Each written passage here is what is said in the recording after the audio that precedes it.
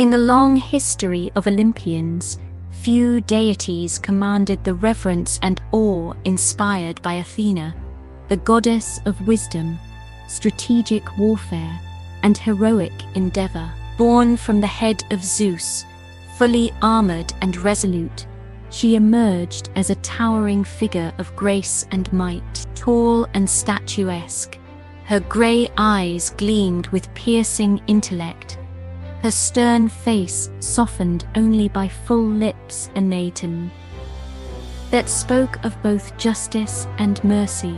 Clad in gleaming armor, she bore a spear and shield, her presence a beacon to soldiers as she led them into battle, not with the savage bloodlust of her brother Ares, but with the disciplined, calculated brilliance that turned chaos into victory. Her symbols, the owl, the olive tree, and the snake, reflected her dominion over wisdom, peace, and cunning, and her name adorned the great city of Athens, a testament to her enduring legacy. Athena's powers were vast and varied. She wielded mastery over weapons with unmatched skill, her mind a labyrinth of strategy that outwitted even the fiercest foes. She could peer into the thoughts of mortals with her telepathy, blessing those who honored her, and cursing those who dared to defy her divine will. As patroness of crafts and the defense of towns,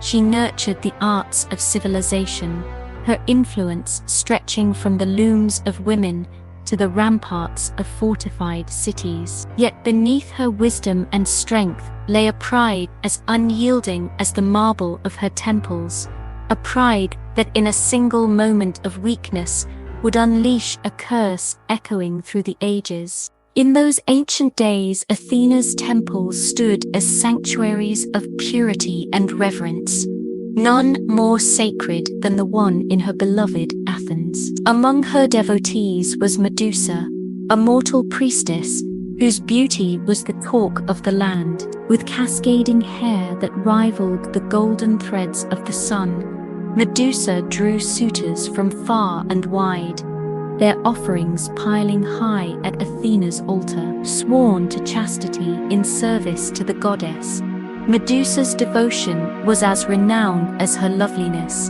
and Athena took pride in her chosen servant. The owl perched silently above the temple, its watchful eyes a symbol of the wisdom that bound goddess and priestess together. But beauty, like a double-edged blade, can cut both ways. Poseidon, the tempestuous god of the sea, and Athena's eternal rival, cast his gaze upon Medusa. His desire was a storm, wild and unbridled, heedless of sacred boundaries. One fateful evening, as the shadows lengthened across the temple's marble floor, Poseidon pursued Medusa into Athena's hallowed sanctum. Whether by seduction or force, the act was done. The sea god defiled the priestess within the very heart of Athena's domain. The air trembled with the outrage of the divine, and the olive trees outside the temple seemed to bow in shame. Athena, returning from council with the Olympians, sensed the violation before her sandaled feet touched the temple steps. Her telepathy pierced the silence, revealing the scene in vivid clarity: Medusa trembling and disheveled, and Poseidon's mocking laughter fading into the sea. Rage surged within Athena, not at her uncle alone, but at the mortal who had allowed this sacrilege to unfold. Her pride, the bedrock of her divine identity, cracked under the weight of humiliation. The temple, her sanctuary, had been profaned, and her reputation as its unassailable guardian lay tarnished. In that moment, wisdom gave way to wrath, and a goddess faltered. Summoning her power, Athena confronted Medusa, her grey eyes blazing with a fury that eclipsed the sun. "You, who swore yourself to me, have betrayed my trust," she declared, her voice a thunderclap that shook the pillars. Medusa fell to her knees, tears streaming down her once flawless face, pleading that she had not sought Poseidon's advances. But Athena's heart, hardened by pride, would not yield. Your beauty invited this desecration, she decreed, and so it shall be your undoing. With a gesture of her spear, Athena unleashed her curse.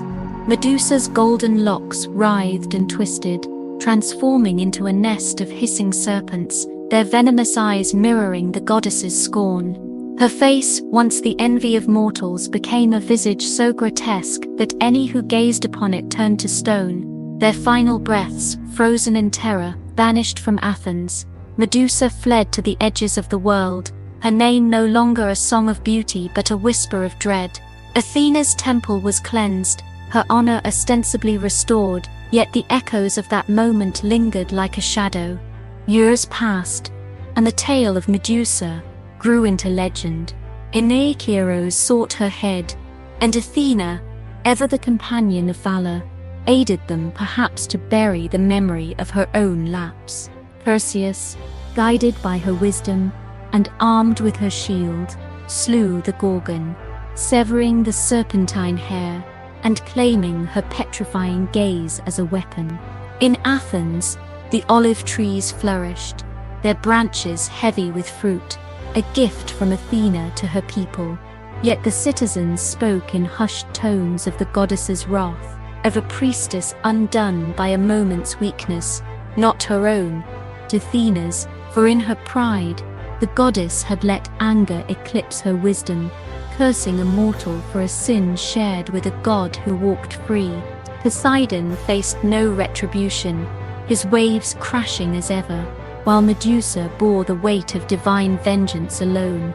And so, the tale of Athena and Medusa endures, a historical narration etched into the stone of Greek memory. It teaches a solemn lesson. Even the wisest, the strongest, the most divine among us can falter in a moment of weakness.